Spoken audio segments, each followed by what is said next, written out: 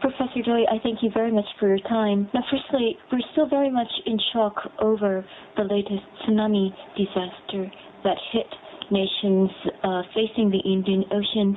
Now, can you tell us the mechanism of tsunami?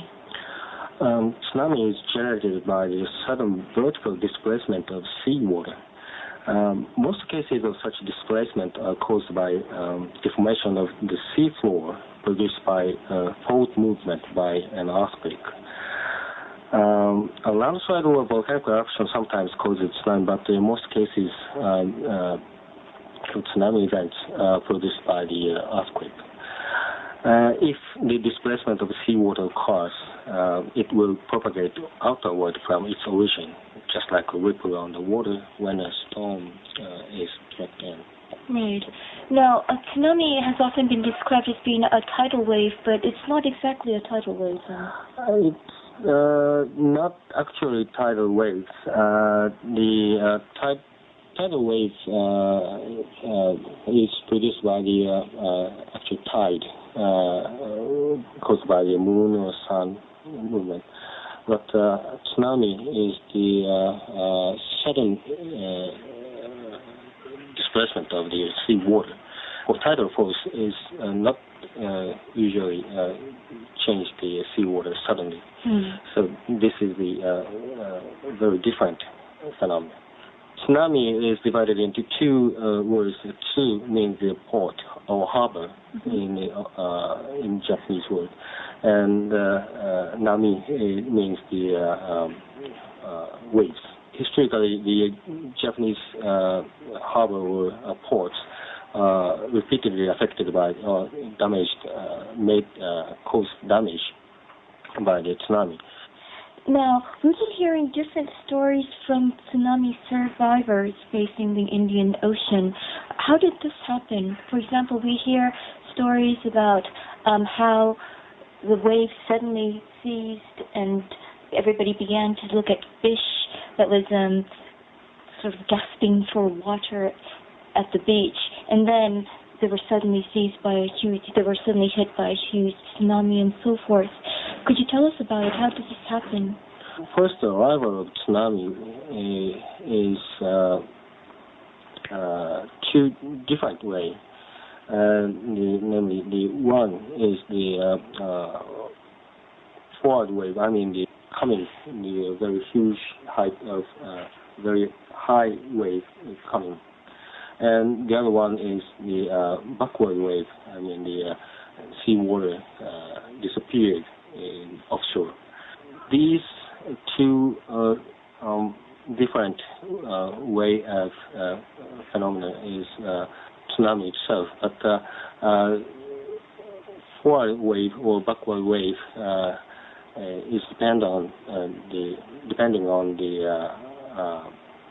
position to the origin of the tsunami. Indian Ocean tsunami cases, the eastern world, Sumatra Island or Phuket Island, they are located in the eastern world of the tsunami origin, source areas of tsunami. These areas, first wave of tsunami appears the backward wave. Seawater disappeared first, and then a high wave coming afterwards. On the contrary, the westward source origin of the tsunami, for example, Indian coastline, Sri Lanka, tsunami appeared forward wave first. I see. And we have seen different parts of Asia being hit by the tsunami. How fast do they move? The speed of tsunami depends on the depth of the seawater. For example, at 4,000 meter depth, tsunami propagates at the speed of 20 meters per second. That is about 700 kilometers per hour. This is just like as a jet airplane. And a depth becomes shallower when a tsunami reaches coastline or seashore. the speed is diminished, making more slowly.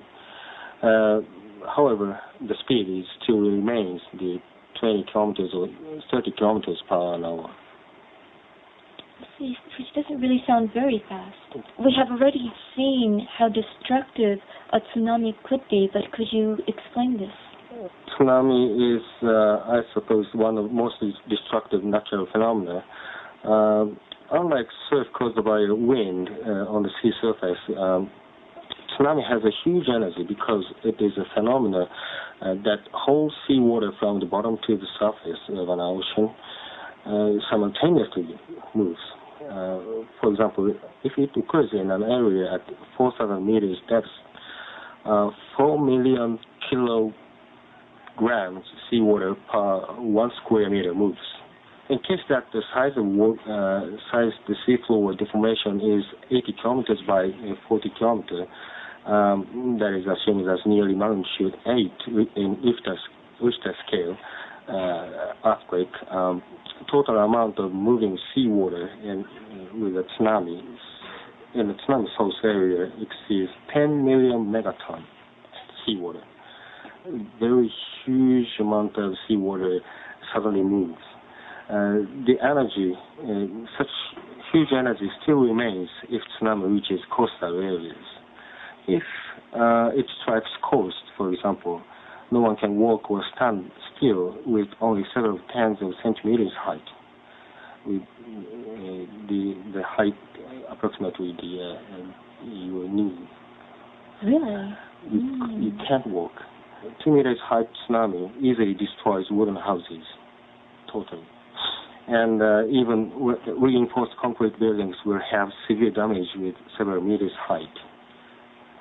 In Indian Ocean tsunami case, 10 meters high tsunami struck the coastal area in Sri Lanka or Sumatra or Thailand, and most of houses collapsed, and hotel buildings with the reinforced concrete buildings have very severe damage. Yes, I think I just read several days ago that an expert has calculated that the tsunami in December was like being run over by a 10-ton truck. Yeah. This was running at a speed of 30 kilometers. Yeah. But I can certainly understand why these waves certainly devastated these areas. Of course, tsunami being a Japanese word, we have known tsunami to occur in Japan. What other areas? I know Hawaii also has been frequently hit by tsunami. What areas in the world tend to have tsunami? As most of tsunami events are generated by earthquakes beneath the seafloor, areas where tsunami frequently occurs limited as Circum-Pacific region, where is the well-known Ring of Fire. A lot of volcanic activities appears, and many destructive earthquake occurs. In that area, tsunami may be produced with a big earthquake. And other regions such as the Southern Caribbean Ocean or Indian Ocean as well, sometimes occurs. And Mediterranean Sea has risk also in terms of the tsunami event. And there are very few in Atlantic Ocean. In other words, there are many regions that face the fears of tsunami. Yes. So this is tsunami event is kind of a worldwide phenomenon. Right. We won't be able to feel the earthquake, but we certainly get hit by the tsunami. Now, in Japan, since we have so many earthquakes, what we do when an earthquake occurs is we turn on the television, and then several minutes later, we are told where this earthquake occurred and whether there is fear of tsunami or not. And And of course, very rarely do we hear that tsunami may hit Japan. But what action do we need to take in an event of an earthquake and a tsunami triggered by this earthquake? Well, yes. If tsunami warning alert is announced, you have to come upwards or the hill or a slope. Otherwise, come upstairs in a strong building as quickly as you can. When you feel tremor on the beach that may be caused by an earthquake, you should be aware that it is a sign of tsunami. So you have to evacuate from the coastline to the higher place before tsunami warning or alert is announced. You have also to notice that the tsunami strikes repeatedly with an interval of 10 to 20 minutes, or sometimes several tens of minutes. And there are some cases where the height of the later phase of tsunami exceeds the height of the first one. So if the tsunami event occurs, you do not come back to the seashore for within several hours. Well, I wish many of the victims of the latest disaster knew this. Thank you very much, Professor Doi. That was Associate Professor Keiji Doi of the University of Tokyo Earthquake Research Institute, interviewed by Fumiko Konoe on the mechanism of earthquakes and tsunamis.